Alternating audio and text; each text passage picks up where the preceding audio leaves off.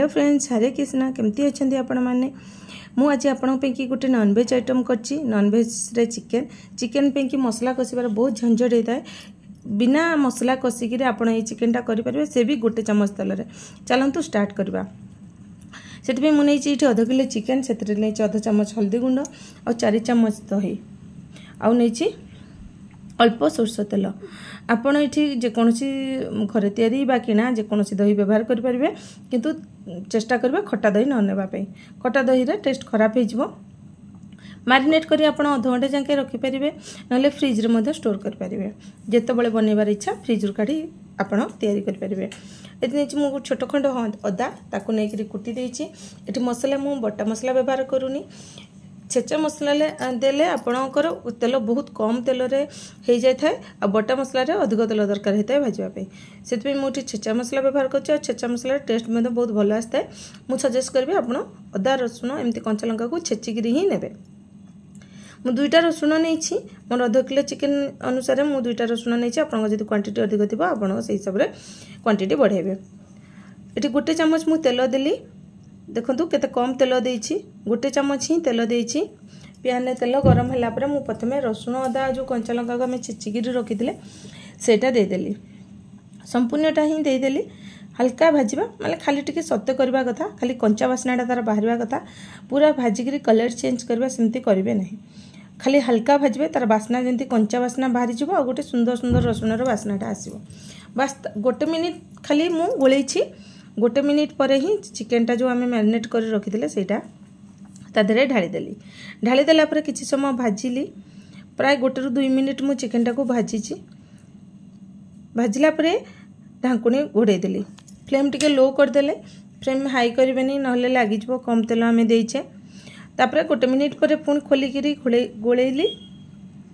देखंतु एमती आमे टिके टिके देरी रे गोलेबा। तेल भी टिके बाहरी आसलानी चिकेन रो। आमे केते कम तेल देथिले देखंतु तेल 4 साइड रू भी बाहरुची। आपण सेटा सेइथिपे कि मु एटा कम तेल रे ही करि थाए। एटा भजा चिकेन ए रेसिपी रो ना। कारण आमे जेमती आलू फालू सब भाजी थाउ अन्य परिबा सब से भलिया एटा भजा हबो। आ भाजीबारे भी कम तेल रे भजा हबो। जेतेबेले पानी टिके सुखी गला से जो दही आमे जो मैरिनेट करथिले सेतेबेले किछि काश्मीरी लंका गुंड आउ 1/4 स्पून हम गोलमर्च गुंड 2 चामच देचे मुझे चिकेन मसला। बस एतिक मसला ही आमर चिकेन तैयारी हो। आमको एक्स्ट्रा मसला कषा हेनी कि एक्स्ट्रा मसला दरकार भी नहीं। देखो तो कलर केते सुंदर एबेठू ही आसला। ए सब को दे भल भाव गोले देली। तेल भी उठी आसला। अल्प टिके पानी देली चिकेन सिझापी। जेहेतु न सिझिले एटा खावाई भल लगे भलक न सिझिले तार बासना भी भल आसबनी। तो से कि अल्प टिके पानी देकर घोड़े देली। 5 मिनिट पर खोलिली। खोलिकी पियाज गुड़ को एमती क्यूब साइज रे काटी देछि। आपन टिके मोटा मोटा करी काटिए। ये जो आइटमटा आपन रुटी रोल बा चकुली किछि नान किछि संगे भी खाई परबे। एटा निजे ही गोटे मील। आपन एटा को खाली मध्य खाई परबे। रोल ले स्टॉप करी रोल भी बनै परबे। आप जो मैंने चिली चिकेन खाया भल पाऊे और फ्राएड खाया चाहून एटा खाइले चिली चिकेन भाई लगी थाए। आपड़ चिली चिकेन बदल फ्राएड चिकेन बदल हेल्दी वर्सन जदि सिलेक्ट करने चाहते यहाँ को खाई पारे। चिकेन सिझीगला मुझे किसी गरम मसला। गरम मसला को दे आम भल भाव गोलैदेवा। कलरटा केते सुंदर देखा जाउछि। आउ टिके घोड़ेदेला आहरी कलर सुंदर आसीबो।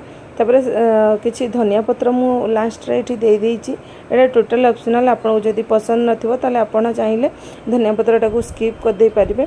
ए सब देइकिरी मु आउ टिके घोड़े देली जो जाफल रे ता कलर आउ टेस्ट बहुत भल आसीबो। सब भल भाव ब्लेंड हो। देखो कलर मध्य चेंज हो गला।